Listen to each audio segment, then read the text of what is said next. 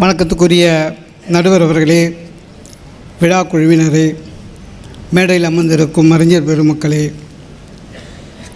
பப்பாசி செயலர் திரு சகோதரர் முருகன் அவர்களே, அன்பு தம்பி ராஜா அவர்களே, இங்கே குழுமியுள்ள அனைத்து பெரியோர்களே, உங்கள் அனைவருக்கும் என்னுடைய பணிவான வணக்கத்தை தெரிவித்துக் கொள்கிறேன். மீதி பேர்லாம் வணக்கம் சொன்னோன்னே கைத்தட்டினீங்க.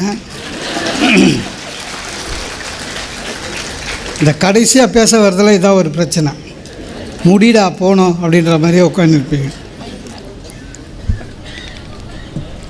நடுவர் அவர்களே, புலவர் ராமலிங்கம் பேசினார். சரி போனால் போதுன்னு இருந்தோம். அப்புறம் சாந்தாமணி அக்காவும் பேசினோன்னு தான் எனக்கு ஒரு நிகழ்ச்சி ஞாபகம் வந்தது. ஒரு பையன், டீனேஜ் பையன், தப்பு பண்ணி போலீஸில் மாட்டிக்கினான். இன்ஸ்பெக்டர் விசாரித்தார், ஒன்றும் சொல்ல. சரி அடித்தாதான் இவன் சொல்லுவான் பொழுது கையை ஓங்கினார். பையன் சொன்னான், சார் அடிக்காத, எங்கள் அப்பாவும் போலீஸில் தான் இருக்கார். நான் இறக்கிட்டார் கையா. அவருக்கு என்ன பையனா, பெரிய ஆஃபீஸர் பையனாக இருந்து நம்ம போட்டு அடித்து நமக்கு மெமோ வந்துடுற போதுன்னு, உங்கள் அப்பா போலீஸில் என்னவா இருக்காருன்னு. அவரும் விசாரணை கைதியாக தான் சார் இருக்கார். அவர் வேலூரில் இருக்கார் சார். அது மாதிரி ராமலிங்கம் ஏதாவது பேசுகிறாரு, மறுப்பு சொல்லாமல் இது அதுக்கு மேலே இருக்குது. நான் வாழ்க்கையில் எது நடக்கக்கூடாது எனக்குன்னு நினச்சனோ அது இன்றைக்கி நடந்துருச்சு. சாந்தாமணி அக்கா பாடிடுச்சு. என்ன வருத்தம், இந்த கொடுமை நெய்வேலியில் தான் நடக்கணுமா? நீங்கள் ஏதோ அதையும் பாராட்டா நினச்சிக்கிட்டீங்க. என்னவோ சும்மா ஆணும் பெண்ணும் சமம் அதெல்லாம் இல்லை. ஆண்கள் சில விஷயத்தில் ஸ்பெஷல், பெண்கள் சில விஷயத்தில் ஸ்பெஷல். எல்லாத்துலேயும் சமம் இல்லை. என் ஃப்ரெண்டு கேட்டான் சார் என்கிட்ட, நல்ல கேள்வி சார். அவன் கேட்டான், டே இந்த லேடிஸு எல்லாத்துலேயும் நம்மளுக்கு ஈக்குவலாக வராங்களே, எல்லாத்துலேயும் எல்லா டிபார்ட்மெண்ட்லேயும் வந்துட்டாங்க. இராணுவம் முதல் கொண்டு, ராக்கெட் முதல் கொண்டு, விண்வெளி முதல் கொண்டு, எல்லா விஷயத்துலையும் ஜென்ஸுக்கு ஈக்குவலாக வந்துட்டாங்களே. ஆனால் இன்னும் ஒன்றுத்தில் நான் பார்க்குறேன், லேடிஸை காணுமேடா. ஆனால் எதிரடா ஆனேன். இந்த தீயணைப்பு துறை இருக்குல்ல, ஃபயர் இன்ஜின், அதில் லேடிஸ் கிடையாது. ஐ அஃபிஷியல் வருவாங்க, டைரக்டர்லாம். வண்டியில் போய் அணைக்கிறதுக்கு கிடையாது. ஏன்டான்னு கேட்டான். நான் சொன்னேன், அப்படி இல்லைடா, லேடிஸுக்கு எப்போவுமே பற்ற வைக்க தான் தெரியும், அணைக்கிறதுக்கு தெரியாது. அதனால் இது சரியாக எடுக்கிறதில்ல. ஆமாங்க, இவங்க அளந்து விடுறாங்க டிவிஎஸ் 50ல். இப்போ தான் நான் 80, அப்போ 40 சொன்னாங்கல்ல. அது இடம் இல்லைங்க, வயசு. அது ஒன்றும் இல்லை, கேள்வி ரொம்ப சின்னது. வாழ்க்கையில் உறுதுணையாக இருப்பது சொத்து சுகமா சொந்த பந்தமா, இப்படி போட்டு பாருங்கள் சார். நம்ம நல்லா இருந்தோம் வச்சுங்க, சொந்தக்காரன் பொறாமப்படுவான். எவனாவது இல்லைன்னு சொல்லுங்கள். நம்ம நாசமாக போயிட்டோம் வச்சுங்க, சொந்தக்காரன் பரிகாசம் பண்ணுவான். இதுதான் சொந்தக்காரன். இப்போ இந்த விழா இவ்வளோ நல்லா நடக்குதுன்னா காரணம் என்ன சார்? நம்ம யாரும் சொந்தக்காரன் இல்லை, அதனால தான் ஒத்துமையாக நடத்தின்னு இருக்கிறோம். இதே ஒரு சொந்தக்காரங்க ஒன்றா சேர மாட்டான்.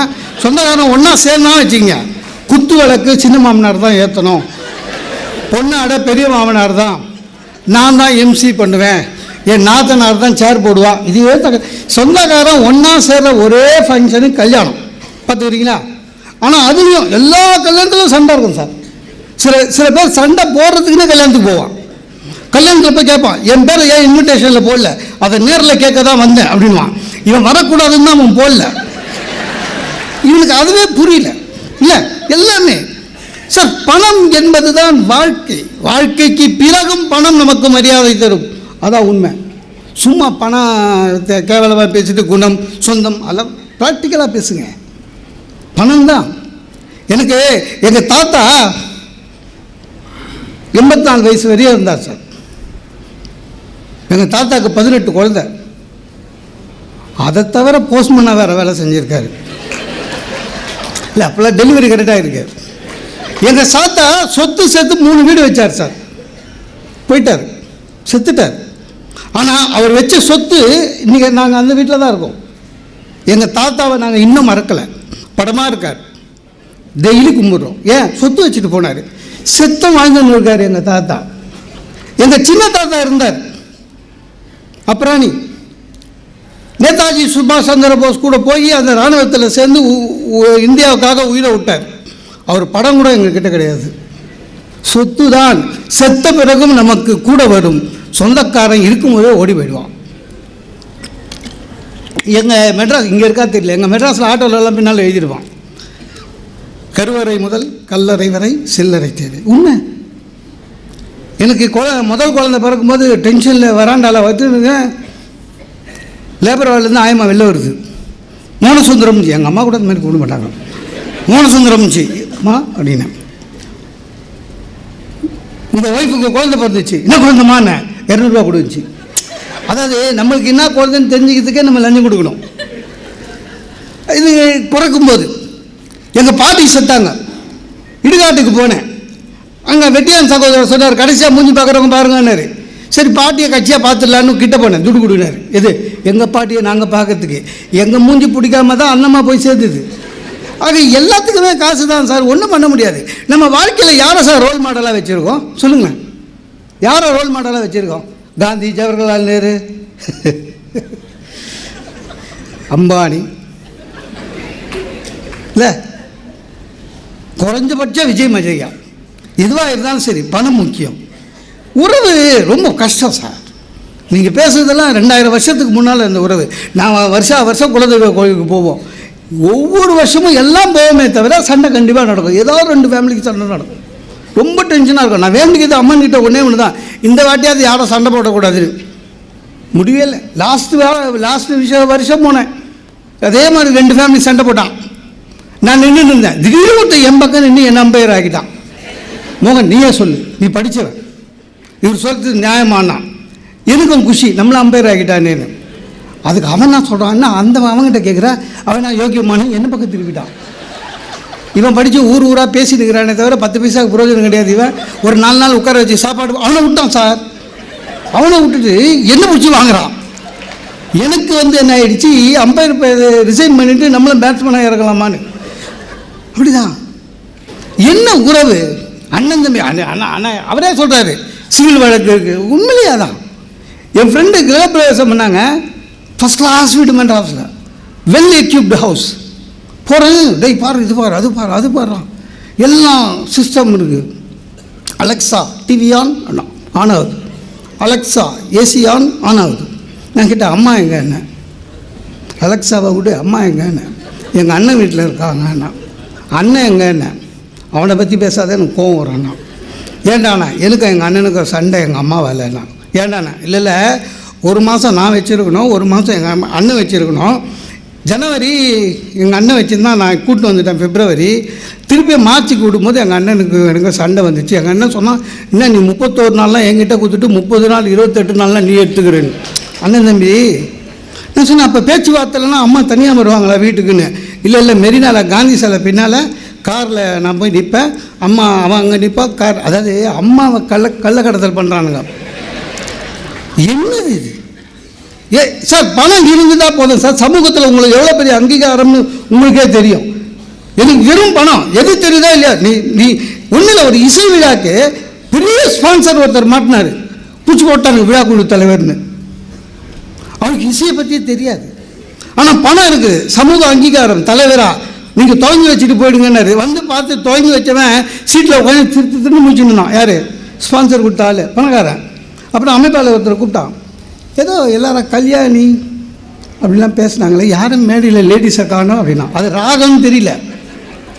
எல்லாமே உறவுகள் என்பது சார். பணம் இல்லைன்னா கல்யாணம் ஆகாது சார்.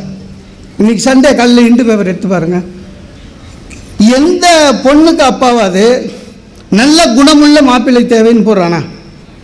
வெல் செட்டில் மாப்பிள்ளை எப்படி வேணும்? Well settled. அதனால தான் ஏற்கனவே கல்யாணம் ஆகி வெல் செட்டிலாக வரவன் போடுறான் ஜாதகத்தை.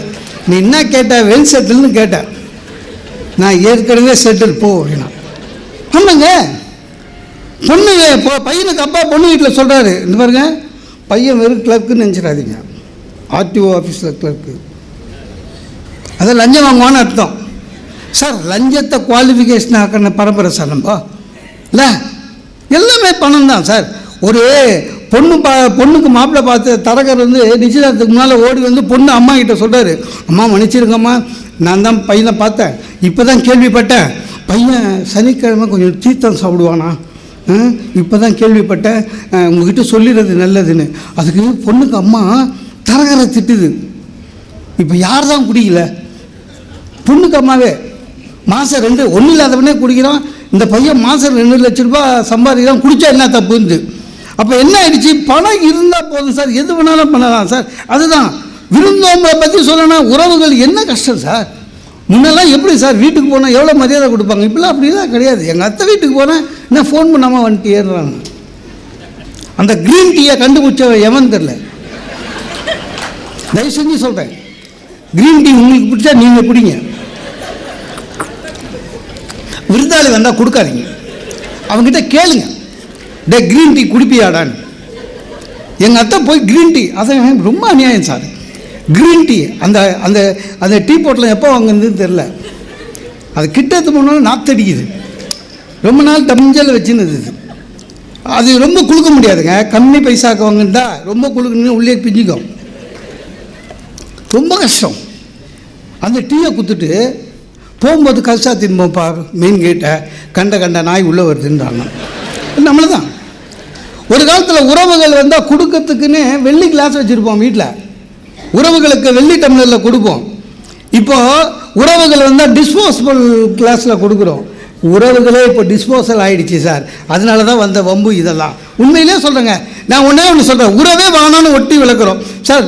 1947 நம்மளுக்கு சுதந்திரம், 1950 இந்திய அரசியலமைப்பு சட்டம். திடீர்னு ஒரு நாள் கவர்மெண்ட் ஆஃப் தமிழ்நாடு ஒரு ஜிஓ இஷ்யூ பண்ணான். என்னென்னு, இனிமேல் கணவர்கள் யாராவது அடித்தால் மனைவிகள் போலீஸில் கம்ப்ளைண்ட் பண்ணலாம், வன்கொடுமை திட்டம் சட்டம் அப்படின்னு ஜிஓ இஷ்யூ பண்ண முதல் நாளே 300 கேஸு சார் தமிழ்நாட்டில் மட்டும். அதான் வெயிட் பண்ணிக்கிறாங்க லேடிஸுங்க. இந்த மாதிரி சட்டம் வந்தோன்னு எல்லாம் க்யூவில் நின்று குத்துட்டு வந்துட்டாங்க. தப்பு இல்லை. நான் இது சொல்கிறேன், 47லேருந்து இதுவரையும் கணவன் அடிக்கிறான், மாமனார் அடிக்கிறார், மாமியார் அடிக்குது, நாத்தனார் தொல்லை பண்ணுது, இவ்வளோ கம்ப்ளைண்ட் கொடுக்குற லேடிஸு இந்தியாவில் எந்த லேடிஸாவது எந்த போலீஸ் ஸ்டேஷன்லையாவது போய் என்னுடைய கணவன் வருமானத்திற்கு அதிகமாக சம்பாதிக்கிறார், அவரை விசாரணை செய்யுங்கள் எந்த லேடிஸாவது இதுவரையும் சொல்லியிருக்கா சொல்லுங்கள்? சொன்னதே கிடையாது. ஏன் வாங்க சொல்கிறதே அவங்க தான். அடுத்த உன் சீட்டு பக்கத்து சீட்டுக்காரன் எவ்வளோ வாங்கினா நீயே இருக்கிய வேஸ்ட்டு. அப்படி தான் சார். கணவன் மானான்னு கோர்ட்டுக்கு போகிறாங்க சார். கணவன் மானான்னு கோர்ட்டுக்கு போகிறாங்க. அந்த உறவே மானான்னு கோர்ட்டுக்கு போகிறாங்க. ஆனாலும் ஜீவனாம்சம் வேணுன்றாங்க. ஆக பணம் என்பது தான் வாழ்க்கையினுடைய அடிப்படை தேவை. நான் ஒன்று சொல்கிறேங்க, பணம் இருந்தால் தான் மனுஷனாகவே மதிக்கிறான் சார். ஒரு வீட்டில் காலிங் பில்லு அடிக்குது. வீட்டில் ரிட்டையர்டான ஒரு பெரியவர் இருக்கிறாரு. போய் கதவு தந்தார். வாசலில் இருக்கிற பையன் அவரை பார்த்து கேட்குறான், வீட்டில் யாரும் இல்லை அப்படின்றான். 65 வயசு இருக்குது. அந்த பையனுக்கு ஒரு பஞ்சனே இல்லை.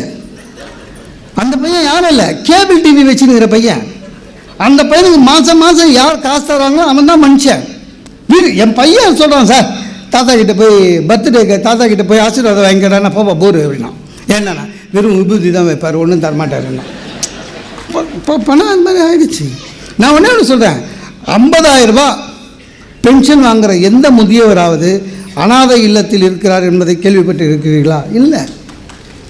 ஆக பணம் இருந்தால் போதும், அது நம்மளை காப்பாற்றும். ஒரு ஆள் அப்பாவை விட்டு போகிறார் சார். அப்போ டாக்டர் சர்ஜரின்றாரு. பயப்படுவாங்க, ஐயோ சர்ஜரி சொல்லிட்டாங்களேன்னு. செகண்ட் ஒப்பீனியன் போகலாமா?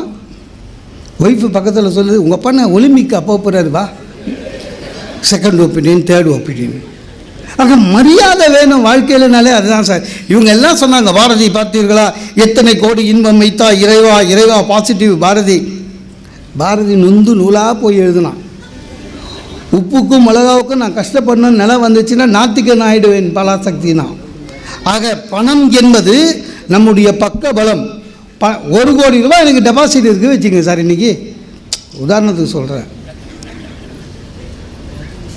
ஒரு தெம்பு வரும் சார். காலையில் எழுந்த உடனே தெம்பு வரும். இன்றைக்கி இருக்கிற சொந்தக்காரன் அடுத்த வருஷம் நம்ம கூட இருப்பானே தெரியல. எத்தனை பேர் முறைச்சின்னு போவான்னு தெரியல. நம்ம மேலே வரும்போதே நமக்கு நம்ம கூட பேசவே மறுக்கிற சொந்தக்காரன் எத்தனை பேர் இருக்கான். ஒரு திருமணத்துக்கு ரொம்ப கஷ்டம் சார். எங்கள் பெரியப்பா ஒருத்தர் இருந்தார் சார், அக்கிரமம் அநியாயம், சின்ன வயசுலேருந்தே லொல்லு. உள்ள வீட்டுக்குள்ளே வந்தார எல்லாம் எங்கள் அம்மாலாம் பயப்படுவாங்க, கிட்ட டை போய் சுத்தண்ணி எடுத்துணுவான்னாரு. எனக்கு நல்லா நான் ஒரு ஸ்கூல் படிச்சிருந்தேன். சுத்தண்ணி ஏற்றுவானார், ஏற்றுன்னு போய் கொடுத்தேன். இன்னும் சூடாக்குதுன்னாரு. ஏய் சுத்தண்ணி தானே கேட்டேன், சூடாக தானே இருக்கும், போய் ஆற்றி ஏற்றுவானார். போய் ஆற்றி ஏற்றுன்னு வந்தேன். எப்படி ஆற்றினேன் அப்படின்னாரு. அப்போது சின்ன பையன், கல்யாணம் ஆகலை, அதனால் போய் பேச வராது. என்ன பண்ணிட்டேன், பச்சை தண்ணி கொஞ்சம் அது இல்லை, அந்த மாதிரி ஆற்றக்கூடாது, நீ தான் வளர்த்துக்கிற உன் பையனை. அதை எப்படி ஆற்றணுமா, சுடு தண்ணியே அப்படியே ஆற்றணுமா, நமக்கு அதெல்லாம் தெரியாது. அதே பெரியப்பா நான் வளர்ந்து ஆஃபீஸுக்கு போயிட்டேன். ஒரு நாள் எங்கள் ஆஃபீஸுக்கு வந்தார். எங்கள் ஆஃபீஸில் எப்படின்னா, அவுட் சைடர் எவனாக இருந்தாலும் உள்ளே விட மாட்டாங்க.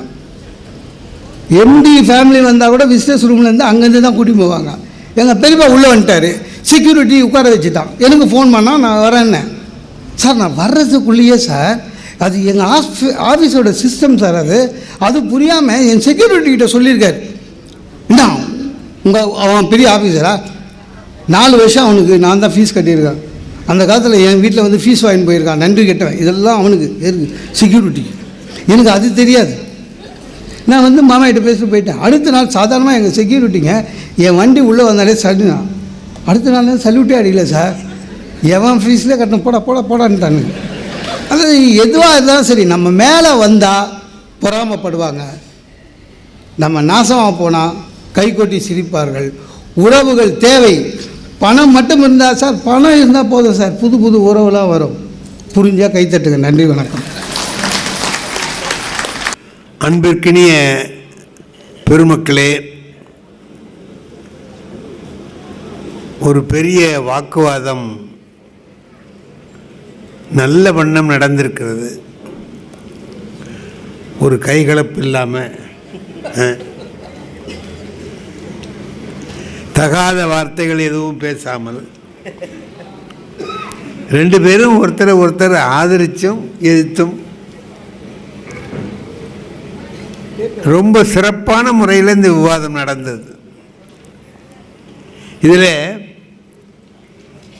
சொந்த பந்தம்தான் முக்கியம் என்று சொன்னவர்களும் சரி, சொத்து சுகம்தான் முக்கியம் என்று சொன்னவர்களும் சரி, 2 பேருமே இன்னொரு கட்சியை வேண்டாம்னு சொல்லலை.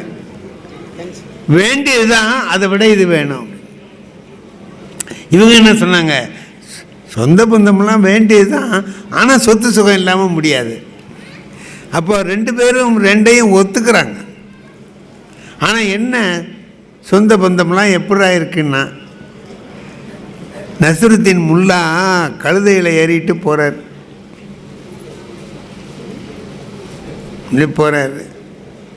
எதுக்கு, அவருக்கு வேண்டியவன் ஒருத்தன் வந்தான்.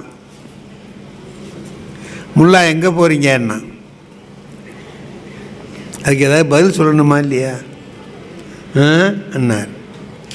எங்கே போகிறேன்னு கேட்குறேன் அப்படின்னார், போயிட்டார். அதே மாதிரி இன்னொரு நாள் கழுதையில் போயிட்டே இருக்கிறாரு. முல்லா எங்கே போகிறீங்க அப்படி போயிட்டார். இன்னொரு நாள் நடந்து வந்தார். அவன் பார்த்தான், என்ன கையில் சில்லறை ரொம்ப சேர்ந்து போச்சோ, திமிரு ஜாஸ்தியாக போச்சு, கேட்ட கேள்விக்கு பதில் கூட சொல்ல மாட்டேங்கிற, எப்போ கேட்டீங்க அப்படின்னா, நீ கழுதையில் போனீங்கள, ஆமாம். நான் கேட்டேன்ல எங்கே போகிறீங்கன்னு, பதில் சொல்லாமல் நீ பாட்டுக்க போகிற, உனக்கு ஒன்று புரியலன்னா. நான் கழுதையில் போகும்போது கேட்டால் என்னால் எப்படிடா சொல்ல முடியும், ஏன் கழுதையில் போனால் சொல்ல முடியாதாண்ணா? என் கழுதையை பற்றி உனக்கு தெரியாது, அது நான் சொல்கிற இடத்துக்கு போகாது, அது எங்கே போகுதோ அங்கே நான் போகணும். கடத்தூருக்கு போகுமே, அது பஸ் ஸ்டாண்டுக்கு போகும். நான் அதுக்காக கவலைப்படுறது இல்லைடா, பஸ் ஸ்டாண்டில் உள்ள வேலையை பார்த்துக்குவேன். பஸ் ஸ்டாண்டுக்கு போகுமே, அது ரயில்வே ஸ்டேஷனுக்கு போகும், ரயில்வே ஸ்டேஷன் வேலையை முடிச்சுக்குவேன். நீ கேட்குற எங்கே போகிறேன்னு நான் எதை நம்பி சொல்கிறது, அது எங்கே போகுதுன்னு எனக்கு என்னடா தெரியணும். அதுக்கு அவன் கேட்டான், சொன்ன பேச்சு கேட்காத கழுதையே ஏன் வச்சுருக்கேன்னா. என்ன கேட்டேன் அப்படின்னா, சொன்ன பேச்சு கேட்காத கழுதையே ஏன் வச்சுருக்கேன்னு கேட்டேன். உன் பொண்டாட்டி சொன்ன பேச்சு கேட்குறாளான்னா, இல்லை விரட்டியா விட்ட, வச்சு குடும்பம் நடத்துகிறே இல்லை, அது மாதிரி தாண்டா கழுதையும். இந்த கழுதை போய் வேறு கழுதை வந்தால் அது மட்டும் சொன்ன பேச்சு கேட்கும்னு இனத்தை கண்டேன். அது கீழே தள்ளுற கழுதையாக இருந்ததுன்னா ஏதோ கிடைச்சதை வச்சு குடும்பம் நடத்துகிறோம் பாரு, அதுதான் புத்திசாலித்தனம்னா. அது வாழ்க்கையை சொல்கிறார் அவர், வேறு ஒன்றும் இல்லை. கழுதை அல்ல இந்த இடத்துல. நம்முடைய வாழ்க்கை நமக்கு எது கிடைச்சிருக்குதோ அதை வச்சுக்கிட்டு சந்தோஷமாக வாழ பழகிக்கணும். கிடைக்காத நினச்சி வருத்தப்படக்கூடாது அப்படிங்கிறதுக்காக தான் அதை சொல்கிறார். சாதாரணமாக ஒன்று சொல்கிறது, பணம் எவ்வளவு வேணும்னு கேட்டான். இதுக்கு எல்லை இருக்கா? கோடி ரூபா இருந்தால் சந்தோஷமாக இருக்கலாமா? நம்ம கோடி ரூபா டிபாசிட்னார் இவர். கோடி ரூபா இருந்துட்டா சரியாக போயிடுமா? சரி, நிறைய பல கோடி சேர்த்துருக்குறான், கஷ்டப்படுறான், ஒன்றுமே பண்ண முடியாது. சொந்தம், நல்ல சொந்தம்லாம் இருக்குது. எங்கள் ஊரில் ஒரு பெரியவர் இருந்தார்.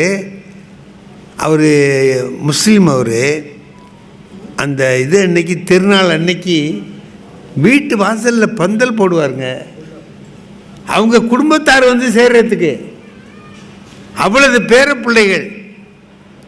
அவருக்கு யார் என்னன்னு தெரியாது. அவர் சொல்லுவார், என் பையன் 3வது. அப்படியா, வாங்க எல்லாரையும் வாங்கம்பார். கூப்பிட்டு பேர பிள்ளைகளோட ஒரு 100 பிள்ளைகளாவது இருக்கும். நிறைய பையன்க, நிறைய பெண்கள், எல்லாருக்கும் குழந்தைகள், எல்லாருமே கூடி மகிழ்ச்சியாக இருப்பாங்க. சொந்த பந்தத்தோடு சேர்ந்து இருக்கிறது ஒரு பெரிய மகிழ்ச்சி. அது அந்த படம் எடுத்து வச்சுக்கிறாங்க பார்த்தீங்களா வீட்டில். சில பேர் வீட்டில் ஃபேமிலி ட்ரீன்னு ஒன்று வச்சுருப்பாங்க, படம் போட்டு வச்சுருப்பான். ஃபேமிலி ட்ரீ ஒவ்வொருத்தர் வீட்லேயும் அது முக்கியமாக இருக்கணும். ஜப்பானில் உள்ளவங்க ஒவ்வொருத்தருக்கும் 25 தலைமுறை தெரியுங்கிறான். 25 தலைமுறை தெரியுமா எல்லாருக்குமே, சாதாரண ஆளுக்கு கூட. எனக்கு எங்கள் தாத்தாவோட அப்பா பேர் தெரியாது. தாத்தா பேர் எப்படி தெரியுங்கிறீங்களா? எங்கள் அப்பா அவர் முன்னெழுத்து போடுறாருல்ல, அதை வச்சு. இப்போ ரத்தினசாமி எங்கள் அப்பா பேர், அவர் பா ரத்தினசாமின்னு போடுறாருல்ல, அப்போ அந்த பா யாருன்னா பக்கீர்சாமிடா எங்கள் அப்பா பேர், அவர் சொன்னார். அதனால ஞாபகம் இருக்க தவிர வேறு எனக்கு வந்து எங்கள் தாத்தாவையோ தாத்தாவோட அப்பாவையோ தெரியாது, நினைவில் இல்லை, மறந்து போச்சு. அப்படி இருக்கப்படாதுங்கிறான். ஒருத்தர் குடும்பம்னு சொன்னால் பரம்பரை அப்படியே தெரியணும். அது ஜப்பான்காரன் என்ன பண்ணுறான், 25 தலைமுறை தெரியுங்கிறான் ஒவ்வொருத்தருக்கும். அப்படி ஏன் தெரிஞ்சு வச்சுக்கணும்னா, அதனால தான் நாட்டுக்கோட்டை செட்டியார்கள்லாம் 3 எழுத்து 4 எழுத்து போடுவாங்க பார்த்துறீங்களா. காணா மூணா ராணா சாணான்னு போடுவாங்க. ஏன்னா தெரியும், இன்னார் மகன் இன்னார், இன்னார் மகன் இன்னார், அவர் மகன் இவர். அப்போது நம்முடைய உறவு முறைகள் எல்லாம் தெரிஞ்சு வச்சுக்கிறது முதல்ல நமக்கு நல்லது. இப்போ அது பெரும்பாலும் இல்லை, உறவே இல்லை. இன்னும் சொல்லப்போனால் சித்தப்பா சின்னம்மா அதெல்லாம் இருக்கா தெரியாது போல இருக்க பிள்ளைகளுக்கு. அது மாதிரி சுருங்கி வந்துட்டுது. என் நண்பர் ஒருத்தர் என்ன பண்ணாருங்க, ஸ்ரீனி சண்முகம் உங்களுக்கெல்லாம் தெரியும், என் நண்பர். அவர் இப்போ இல்லை, அவருக்கு 5 குழந்தை. அவர் வீட்டுக்கு அடுத்த வீட்டில் குடும்ப கட்டுப்பாடு அதிகாரி இருக்கிறார், மாவட்ட அதிகாரி. அவர் என் நண்பர். அவர் சொன்னார், உன் நண்பர் இருக்கார் இல்லையா சீனி சண்முகம், அவர் எங்கள் பக்கத்து வீட்டில் இருக்கிறாரு, எனக்கு அவமானமாக இருக்குது. உன் பக்கத்து வீட்டுக்காரனே நீ சொல்கிறத கேட்க மாட்டேங்கிறானே ஐயா, 5 பிள்ளை இருக்கேன்னு கேட்குறாங்க, அவரை கொஞ்சம் கண்டித்து வைக்கன்னாரு. இன்னமும் போய் கண்டிச்சா என்ன, கண்டிக்காட்டி என்னன்னா. அப்புறம் ஒரு நாள் கூப்பிட்டு கேட்டேன், சீனி நீர் வந்து குடும்ப கட்டுப்பாடு அதிகாரிக்கே கெட்ட பேர் உண்டாக்குறேன்னு சொல்கிறாரியா அவருன்னு. எதனால்? உமக்கு 5 பிள்ளை இருக்குன்னு சொல்கிறாரு, எல்லாம் அவரால் வந்தது தான்னார். அந்த ஆள் பயந்துட்டான். என்னால் என்ன வந்துச்சுன்னா, நீ தானேயா செவத்துக்கு செவரு எழுதினேன், முத்தான வாழ்வுக்கு 3 போதும்னு சொன்னேன், நான் அதோடு நிறுத்திட்டேன். சும்மா இருந்தியா நீ? இனிய வாழ்வுக்கு 2ன்னு அப்புறமா எழுதினேன். முத்தான வாழ்வு மட்டும் இருந்தால் போதுமா, இனிய வாழ்வு வேண்டாமான்னு அதுக்கு ஒரு 2, அதில் 5 வந்துட்டுது அப்படின்னா. அதுக்கு அவர் சொன்னார், எல்லாத்தையும் அழைச்சி விட்டு இப்போ நாங்கள் வேறு எழுதியிருக்கோன்னார். என்ன ஆயிருக்கேன்னா, ஒளிமயமான வாழ்வுக்கு 1ன்னு யோசிக்கிறேன்னார். நீ யோசிச்சிடாத, இதுக்கே நான் பதில் சொல்ல வேண்டியதாக இருக்கு, நீ அதுக்கு வேறு யோசிக்கிறேன்ட்டாருங்க அவர். சரின்ட்டு யோசிக்காதுன்ட்டார். அப்புறம் அவர் சொன்னால் யோசிக்கத்தான் இப்போ முடியும்ன்ட்டார். அதோட முடிஞ்சு போச்சு. அந்த வகையில் யோசனை பண்ணி பார்த்தீங்கன்னா நிறைய பிள்ளைகள், நிறைய குடும்பங்கள் நல்ல சந்தோஷமாக தான் இருந்தது. அதிலெல்லாம் நமக்கு ஒன்றுமே இல்லை. எல்லோரும் பேர பிள்ளைகள், அக்கா பிள்ளைங்க, அத்தா பிள்ளை எல்லோரும் வந்துருந்தாங்க. இப்போ இல்லை. ஆனால் இவ்வளதையும் வளர்க்கணும், ஆளாக்கணும்னு சொன்னால் பணம் வேண்டுமேன்னார். எங்கள் அப்பா சொன்னார், இது என்னடா இது காலமாடா, இது கஷ்ட காலம். எங்கள் காலம் தாண்டா அற்புதமான காலம், பொற்காலம்டா. என்னன்னு, ஒரு பவுனு 19 ரூபா விற்றுதுறான்னார். ஒரு பவுனு 19 ரூபா விற்றுதுன்னார். நான் கேட்டேன், நீ எத்தனை பவுனு வாங்கின? என்ன பவுன் 19 ரூபா விற்றது உண்மைதான். ஒரு 5 பவுன் வாங்கி சேர்த்து வைக்கிறதுக்கு பணம் இல்லையே. ரூபாய்க்கு 16 படி அரிசி விற்றுதுன்னார். நீ பானை நிறைய அரிசி வச்சுருந்தியா வீட்டில்ன்னு? அப்பப்போ கால் நாரைய நோக்கு வாங்குவோன்னார். பணம் கிடைக்கல சார். இன்றைக்கி ஒரு பவுன் 50,000 ரூபா விற்கிதுன்னா வாங்குறான்ல. அப்போ எது சௌகரியமான காலம்? அது சௌகரியமான காலமா? இது எங்கள் வாத்தியார், அவருக்கு பேர் நாங்கள் வச்சுருந்தோம் ஒத்த சட்டைன்னு. ஒரே சட்டை தான் போடுவார் சார், ஒரே சட்டை தான். இந்த சனி ஞாயிறில் அதை துவைச்சி வச்சு மறுபடியும் போட்டு வருவார். அதான் முடிஞ்சது. அவர் கஞ்சம் இல்லை, அவ்வளோதான் முடிஞ்சது.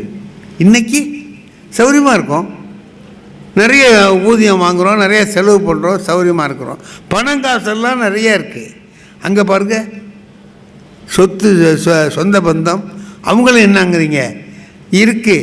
ஒரே பிள்ளைய எப்படி வளர்க்குறாங்கன்னு பார்த்தீங்களா?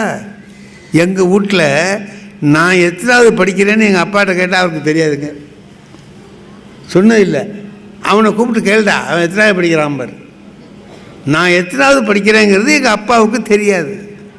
இன்றைக்கி ஒரு பிள்ளை 2 பிள்ளை இருக்கிறதுனால பிள்ளைய கொண்டு போய் பள்ளிக்கூடத்தில் விட்டுட்டு திரும்ப அழைச்சிட்டு வர்றான். அப்போ அந்த சொத்து சுகத்தை, சொந்த பந்தத்தை ரொம்ப பேணி காத்து வளர்த்துக்கிட்டு இருக்கிறான். சரி, அப்போனா இந்த சொந்த பந்தம் ரொம்ப நல்லதா, இல்லை சொத்து சுகம்தான் ரொம்ப நல்லதா? எதனால் வாழ்க்கை இனிக்கும்? எது நல்வாழ்வை தரும்? இது கேள்வி கேட்குறேன். நல்வாழ்வு என்பது எது அப்படின்னு பார்த்தோம்னா, ஒரு பெரிய பணக்காரனுக்கு தூக்கமே வரல, தூங்கவே மாட்டான், தூங்க முடியலையேன்னு கஷ்டப்படுறான். ஒரு நாள் பகல் சாப்பிட்டுட்டு வீட்டில் போய் படுத்து கொஞ்ச நேரம் போய் தூங்கலான்டான்னு முடியல. வெயிலில் கிளம்பி போகிறான். வயலில் ஒரு உழவன் உழுதுகிட்டு இருக்கிறான். நல்ல வெயில், உடம்புல சட்டை இல்லை, தலையில் முண்டாசு கட்டிக்கிட்டு வேர்த்து ஊற்றுது. மாட்டை ஓட்டிக்கிட்டு போகிறான். மாட்டுக்கிட்டே பேசுகிறான். அது நவர மாட்டேங்குது. அங்கே அவள் என்னென்னா சொன்ன பேச்சு கேட்க மாட்டேங்கிறா, இங்கே நீ சொன்ன பேச்சு கேட்க மாட்டேங்கிற அப்படின்னுட்டு மாட்டுக்கிட்ட குடும்ப செய்தியெல்லாம் பேசுகிறான் அவன். ஆமாம், அப்படி ஓட்டிக்கிட்டு போகிறான். இடையில பாட்டு பாடுறான், தெம்மாங்கு பாடுறான். இவன் பார்த்தான், என்னடா மத்தியான நேரம் வெயில் சுடுது, இந்த சேத்துல மாட்டை ஓட்டிக்கிட்டு பாட்டு பாடுறானே, சந்தோஷமாக இருக்கான். எனக்கு எல்லாம் இருக்குது, வீட்டில் கோடியாக ரூபா இருக்குது, நல்ல வகை வகையான சாப்பாடு சாப்பிட்டுட்டு படுக்கலாம், தூக்கம் வர மாட்டேங்குது, என்னடா பண்ணுறது? இவன் என்னடா ஒன்றும் இல்லாதப்ப இவ்வளவு சந்தோஷமாக இருக்கானேன்னுட்டு டே இங்கே வான்னு கூப்பிட்றான். வேலையை செஞ்சிட்டு இருக்கும்போது கெடுக்காதையாங்கிறான் அவன். இல்லையா சும்மாவா அப்படின்னு வந்தான். இந்த வெயிலில் இவ்வளவு சந்தோஷமாக பாட்டு பாடிக்கிட்டு போறியே, உனக்கு அவ்வளவு சந்தோஷமாக இருக்கான்னு. பின்ன என்னங்க, இன்னும் கொஞ்ச நேரம் போச்சுன்னா எனக்கு 8 ரூபா சம்பளம் கிடைக்கும்னா. எவ்வளவு? 8 ரூபாய்க்காடா இந்த குஷி, இவ்வளவு சந்தோஷம்? 8 ரூபா என்ன? 8 ரூபான்னா உங்களுக்கு லேசாக போச்சுங்களே அப்படின்னா அவன். அந்த உழவன் சொல்கிறான், 8 ரூபான்னா உங்களுக்கு ரொம்ப லேசாக போச்சுங்களே, 8 ரூபாயில் நான் 4 காரியம் செஞ்சிடுறேனே அப்படின்னா. 8 ரூபாயிலே 4 காரியம் செய்கிறியா நீ? என்னடா அது சொன்னான். ஒன்றும் இல்லைங்க, ரூ. 2 நானும் என் பொண்டாட்டியும் சாப்பிட்ருவோம். ரூ. 6 மிச்சம் இருக்குங்களா? ஆமாம். ஒரு ரூ. முந்தி வாங்கின கடனுக்கு வட்டி கட்டுவேன். ரூ. 4 ஆயிட்டுங்களா? இன்னும் ஒரு ரூ. வட்டிக்கு கொடுப்பேன். ரூ. 6 ஆச்சா? ஒரு ரூ. தர்மம் பண்ணுவேன், படுத்து தூங்கிடுவேன். ரூ. 8 4 வகையாக செலவு பண்ணுவேங்கிறான். முதல் ரூ. அவனும் அவன் பொண்டாட்டி சாப்பிட்ருவாங்களாம். ரூ. செலவாகும். ரூ. முந்தி வாங்கின கடனுக்கு இப்போ வட்டி கட்டுவேன். இன்னும் ரூ. வட்டிக்கு கொடுப்பேன். இன்னும் ரூ. தர்மம் வேற பண்ணுவாரான் ரூ. எனக்கு புரியலன்னா இவன், உனக்கு புரியாதுன்னா. ரூ. நான் சாப்பிட்றேன், நானும் என் முன்னாடி சாப்பிட்றோமா? எங்கள் அப்பாவும் அம்மாவும் வயசானவங்க இருக்காங்க. அவங்களுக்கு சாப்பாடு போகிறதுக்கு ரூ. செலவாகும். இது முந்தி வாங்கின கடனுக்கு இப்போ வட்டி கட்டுறேன். அப்போ அவங்க எனக்கு செஞ்சாங்கப்பா, திரும்ப நான் செஞ்சுக்கிட்டு இருக்கேன். இன்னும் ரூ. வட்டி கொடுக்குறேன்னு சொன்னியேன்னா, எனக்கு 2 பிள்ளைங்க, அதுக்கு ரூ. செலவாகும். இது இப்போ நான் கொடுத்து வைக்கிறேன், பின்னால் வரும். பின்னால் அந்த பிள்ளைங்க எனக்கு உதவுவாங்க, அதுக்காக ரூ. கொடுத்துட்ருக்கேன். தர்மம் பண்ணுறேன்னு. எங்கள் அக்கா திருமணம் பண்ணி கொடுத்தோம், கணவர் இறந்துட்டார். அவங்களும் அவங்க பிள்ளைங்க வந்திருக்காங்க, அவங்கள நான் வச்சு காப்பாற்றுறேன். அது நான் செய்கிற தர்மம். அதுக்கு ரூ. செலவாகுதுன்னா. பணம் இருக்கிறது பெருசு இல்லை, அதை வச்சு சொந்த பந்தத்தை எப்படி காப்பாற்றுறான் இல்லை? அதை வச்சு இவங்க எல்லாருக்கும் செஞ்சு அந்த ரூ. பரவலாக எல்லாருக்கும் கொடுத்து அந்த குடும்பமே சந்தோஷமாக இருக்கும்படி செஞ்சதுனால இவன் வேலை செய்கிறான், சந்தோஷமாக வேலை செய்கிறான். ஐயோ இந்த வேலை செய்ய வேண்டியிருக்கேன்னு நினச்சிக்கிட்டு செய்யல அவன். இந்த ரூ. வரப்போகுது இன்னும் கொஞ்சம் நேரத்தில், இதை உழைச்சா வந்துடுமே அப்படின்னு நினச்சிக்கிட்டு செய்கிறான்னா அதில் எவ்வளவு மகிழ்ச்சி ஏற்படுது. ரூ. சம்பாதிக்கிறதுல அவ்வளவு மகிழ்ச்சி. மனுஷனுக்கு பணம் சம்பாதிக்கிறதும் தனக்கு விருப்பமான தொழிலை செஞ்சு சம்பாதிக்கிறான் பாருங்க, அவன் தான் சந்தோஷமாக இருப்பாங்க. நான் வாத்தியார் வேலை பார்த்தேன். அந்த வாத்தியார் வேலையை நான் விரும்பி செஞ்சேன். எங்கள் அப்பா என்னை கடையில் இருந்தார். கடையில் இருந்தால் இன்னும் வசதியாக இருக்கலாம், ஆனால் சந்தோஷமாக இருக்க முடியாது. நான் வாத்தியார் வேலைக்கு போனதுனால எனக்கு பிடிச்ச வேலை அது. நான் மனப்பூர்வமாக மன மகிழ்ச்சியோடு அந்த வேலையை பார்த்தேன். இன்றைக்கு வரைக்கும் என்னுடைய பிள்ளைகள், என்கிட்ட படித்த பிள்ளைகள் எல்லோரும் சந்தோஷமாக இருக்கிறான். அவனை பார்க்குற போது சொல்கிறான், சார் உங்கள்கிட்ட படித்ததுனால தான் சார் நான் இன்றைக்கி கலெக்டராக இருக்கேங்கிறான். அவன் என்கிட்ட படித்ததுனாலையா இருக்கான்? அவன் என்கிட்ட படித்ததுனால அவன் கலெக்டர் ஆனால் நானும் ஒரு கலெக்டராக இருப்பேன்ல. அதில்ல, அவன்கிட்ட என்னமோ இருந்தது, நம்மகிட்ட படித்தான், அந்த வாய்ப்பு நமக்கு கிடைச்சதேன்னு நினைக்கிறோம். அவங்களெல்லாம் நல்ல விதமாக ஆக்கணுமேங்கிற மகிழ்ச்சியோடு வேலை செஞ்ச பாருங்க. அந்த வேலையில் எனக்கு திருப்தி ஏற்பட்டது. நான் பணம் சம்பாதிச்சேன், மகிழ்ச்சியோடு சம்பாதிச்சேன். அதனால் என்னுடைய பிள்ளைகள், என்னுடைய மனைவி, என்னுடைய அப்பா, என்னுடைய அம்மா, இவங்களையெல்லாம் நான் வளர்த்த போது மகிழ்ச்சியோடு வளர்த்தேன். அவங்களுக்கு செய்கிறமேனு வருத்தப்படலை. இப்போ மூத்தோர்களை வளர்க்குறதே ஒரு கஷ்டமாக இருக்குது பார்த்தீங்களா? முதியோர் இல்லத்தில் ஆள் சேர்க்குறாங்கல்ல. இந்த டிஎன் சேஷன்னு அவர் தான் முத தேர்தல் கமிஷனுடைய தலைவர்னா அவனுக்கு என்ன பவர் உண்டுன்னு காமிச்சவன் அந்த ஆள் தான். அந்த ஆள் கடைசியில் எங்கே இருந்தார் தெரியுமா? முதியோர் இல்லத்தில் இருந்தார். ஏன்னு கேட்டாங்க, இங்கே எனக்கு சந்தோஷமாக இருக்குன்ட்டார். இங்கே எனக்கு சந்தோஷமாக இருக்குன்னார். அந்த முதியோர் இல்லத்தில் கொண்டு போய் சேர்க்குறோம். அந்த காலத்தில் நம்ம ஒரு சின்ன பிள்ளைகளுக்கு ஒரு கதை சொன்னோம். நாங்கள் நடத்தியிருக்கேன் அந்த கதையை பள்ளிக்கூடத்தில். ஒருத்தர் என்ன பண்ணுறான், அப்பாவை வயசான காலத்தில் கண்ணு பார்வை தெரியல அவருக்கு, திண்ணையில் ஒரு சாக்கு கட்டி அவர் அங்கே படுக்க வச்சுருக்கான். இங்கே படு நீ, இங்கே கடை அப்படின்ட்டான். ஒரு சட்டி கொடுத்துருக்கான், மண் சட்டி. அதில் காலையில் கஞ்சி ஊற்றுவான். கிளம் வச்சுக்கோ, சாயந்தரம் நான் திரும்பி வருவேன், அது வரைக்கும் இதை வச்சு சாப்பிட்டுக்கோ அப்படின்பான்.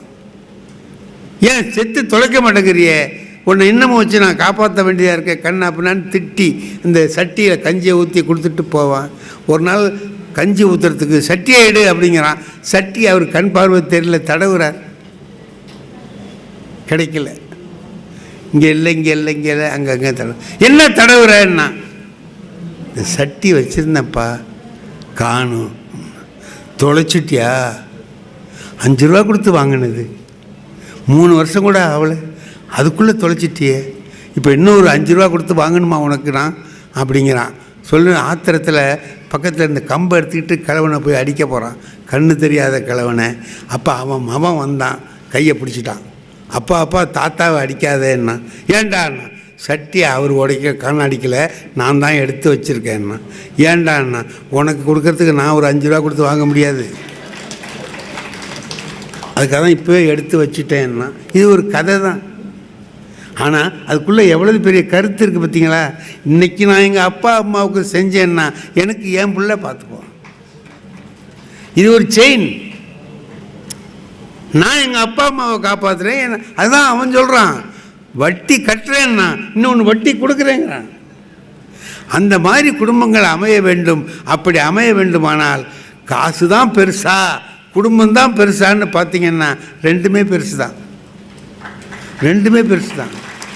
ஆனால் எதுலேயும் அதிகமாக ஒரு பாசத்தை வச்சுட்டு மாட்டிக்கப்படாது. நண்பர்கள் ரொம்ப வேண்டியவன் தான். ரொம்ப 40 வருஷத்துக்கு பிறகு ஒருத்தனை பார்த்தேன் திருவாரூர் கடத்தெருவில். வரதராஜே என்ன டே செம்மோடி வெள்ளடா அப்படின்னா. ஆமாம், எங்கடா இருக்க, என்னடான்னா. வாடா, எவ்வளோ காலமாச்சுடா உன்னை பார்த்து, டென்னிஸ் ஸ்கூலில் பார்த்து. அவன் நல்ல பையன் இல்லைன்னு எனக்கு தெரியும், ஆனால் அந்த 40 வருஷத்தில் மாறி இருப்பான்னு நினச்சிக்கிட்டு வாடா வீட்டுக்குன்னு அழைச்சிட்டு போனேன். தான் என் மனைவியை காப்பி கொண்டாந்து கொடு அப்படின்னு காப்பி கொண்டாந்து கொடு. இவங்க யாருன்னு கேட்டான். என் மனைவிடா அப்படின்னு. அன்றைக்கி தஞ்சாவூரில் பார்த்தோமே, அது யாருன்னா அவன் போயிட்டான். வந்து குடும்பத்துக்குள்ளே ஒரே ஒரு வார்த்தை தான் சொன்னான். அவனை நான் பார்த்தேன், 40 வருஷம் ஆச்சு. கொளுத்து அவனுக்கு வந்த புத்தி இன்னும் ஒரு வீட்டுக்கு போனோம்னா அங்கே ஏதாவது ஒரு ஏற்பாடு பண்ணிவிட்டு போகணும் அப்படிங்கிறது. அதுமாரி செஞ்சான் குடும்பத்துக்குள்ளே. அது மாதிரி குழப்பத்தை உண்டாக்குறவன் சில பேர் இருப்பான். வேண்டாம், எல்லோரும் நல்லா இருக்கணும், நானும் நல்லா இருக்கணும், அவரும் நல்லா இருக்கணும், இவரு எல்லோரும் நல்லா இருக்கணும். எல்லோரும் நல்லா இருந்தால் மகிழ்ச்சி, அதுதான் கல்யாணம். எல்லாரும் நன்றாக இருப்பது தான் கல்யாணம். நிறைய சம்பாதிப்போம், அது ஒன்றும் கவலையே இல்லை. அதே போல் எல்லா குடும்பத்தில் உள்ளவர்களை சொந்த பந்தங்களையும் அரவணைத்து கொண்டு போவோம். அவன் சொன்னான் பாருங்கள், 8 ரூபா 4 காரியம்னு சொன்னான்ல, 4 ஒரு சேவைகளை செய்கிறேன் இதில் அப்படின்னு சொன்னானே. அதுபோல் நிறைய சம்பாதிச்சு சேர்த்து நம்ம குடும்பத்தையும் மற்றவர்களையும் காப்பாற்றுகிற அருமையான பொறுப்பை நிறைவேற்றுவது தான் நல்வாழ்க்கை. அந்த வாழ்க்கையை நாம் எல்லோரும் வாழ வேண்டும் என்று கேட்டுக்கொண்டு மிக அருமையாக இருந்தீர்கள், மிக அருமையாக. சார், நாங்கள் பட்டிமன்றம் நிறைய இடத்துல பேசுவோம் சார், நடுவர் உரையெல்லாம் யாரும் கேட்க மாட்டாங்க. என்ன இவர் சொல்லி கிழிச்சிட போகிறார் போடா அப்படின்ட்டு போவான். நாங்களும் நாம் சொல்கிறத கேட்டுட்டு போய் தான் உங்களுக்கு இன்றைக்கி ராத்திரி தூக்கம் வரும்னு நினச்சிட்டா நாங்கள் பேசுகிறோம். ஏதோ ஒன்று சொல்லணுமேன்னு தான் சொல்கிறோம். ஆனால் இருந்து என்ன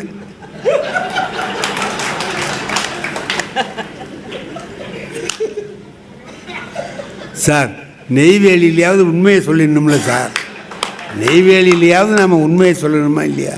என்னமோ சொல்லணும்னு சொல்கிறோம், நீங்கள் கேட்குறீங்க. அதனால் நீங்கள் இதெல்லாம் போய் அப்படியே கடைப்பிடிச்சி நாளையிலேருந்து கொண்டு வந்துடு, அந்த மாதிரிலாம் எங்களுக்கு நம்பிக்கையெல்லாம் கிடையாது. சொல்லுவோம், நல்லதை சொல்லுவோம், சொல்லிக்கிட்டே இருப்போம்.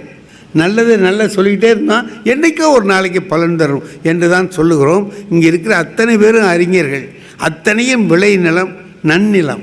இந்த நன்னிலத்தில் நல்ல விதைகளை போட்டிருக்கிறோம், அவை செழித்து வளர வேண்டும் என்று கேட்டுக்கொண்டு உங்கள் எல்லோருக்கும் நன்றி தெரிவித்து விடைபெறுகிறேன்.